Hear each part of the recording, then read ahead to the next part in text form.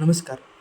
या व्हिडिओमध्ये आपण पाहणार आहोत आपल्या फोनमधील काही स्टाफ जे ऑन फील्ड म्हणजे साईटवरती किंवा दुसऱ्या एका फील्डवरती ॲज अ फील्ड ऑफिसर्स म्हणून काम करतात. तर ते कशाप्रकारे त्यांची अटेंडन्स मार्क माय अटेंडन्स या मेनूद्वारे लॉग इन करून पंच इन करून कशाप्रकारे त्यांचा फोटो कॅप्चर केल्यानंतर आपलं लोकेशन वरिष्ठांना लोकेशनचा वरिष्ठांना ॲक्सेस देऊन कशाप्रकारे आपली अटेंडन्स मार्क करू शकतात व त्यानंतर त्यांचे स्टाफ ट्रॅकिंग आपल्याला कशाप्रकारे करता येऊ शकते. तर त्या स्टाफने जॉईन केल्यानंतर त्या स्टाफला ह्या बिझनेस ऑर्गनायझेशन मॅनेजमेंटमधील मार्क माय अटेंडन्स या मेनूला ओपन करायचं आहे.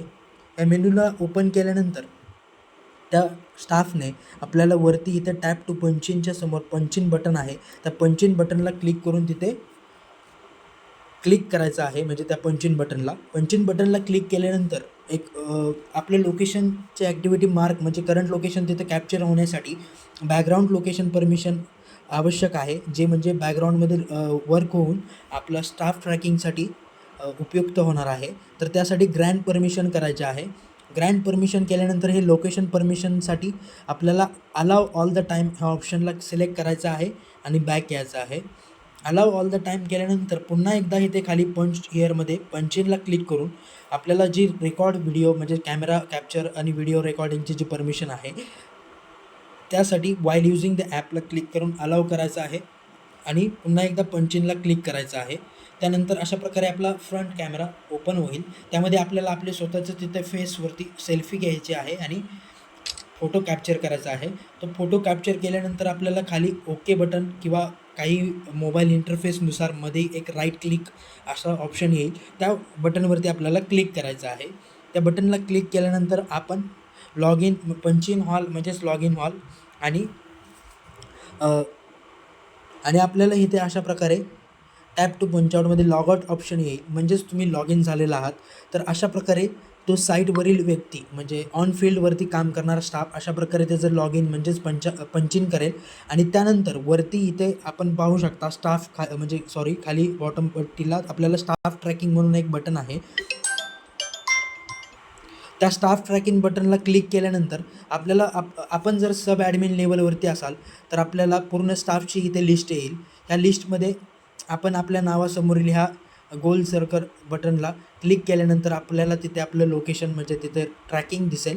तर अशा प्रकारे आपण तिथे आपल्याला लोकेटर्स दिसतील त्याने पंचिंग केलेल्यापासून आणि त्याचं वेळ आणि त्याचं टायमिंग दिसेल. तर अशा प्रकारे आपण तिथे त्यांचं स्टाफ ट्रॅकिंग पाहू शकता. जसं की उदाहरणार्थ आता मला दुसऱ्या एका स्टाफचं पाहायचं असेल तर मी त्या स्टाफच्या नावासमोर इथे क्लिक करेल. नावासमोर जे गोल सर्कल बटन आहे त्याला क्लिक करेल आणि त्याला क्लिक केल्यानंतर मला तिथे त्यांचं लोकेशन दिसणार आहे. आता हे ज्या स्टाफचं अशा प्रकारे ब्लँक दिसत आहे म्हणजे तो स्टाफ ॲब्सेंट आहे. त्यानंतर आपण इथे वरती ऑल प्रेझेंटमध्ये म्हणजे ज्यांचं लोकेशन दिसत पडलेले आहेत ते प्रेझेंट आहेत आणि ज्यांचं लोकेशन पडलेलं नाही म्हणजे ज्यांनी पंचिंग केलेलं नाही असे ॲब्सेंट म्हणून मार्क होतील. तर त्यांची ॲब्सेंटची पण लिस्ट पाहू शकता.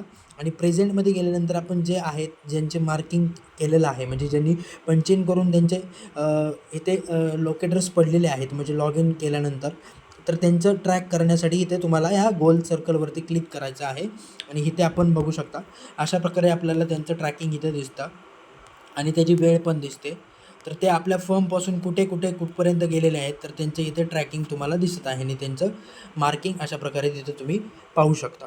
तर अशा प्रकारे तुम्ही जॉईन फर्म केल्यानंतर जर तुम्ही स्वतः स्टाफ असाल तर ॲज अ जॉईन फर्म केल्यानंतर तुम्ही तुमच्या log in mark my attendance या मेनूमध्ये जाऊन लॉग इन बटनला पंचिन बटनला क्लिक करून तुम्ही तुमचं अटेंडन्स मार्क करू शकता आणि स्वतःचं लोकेशन वरिष्ठांना लोकेशनचा ॲक्सेस देऊ शकता. धन्यवाद.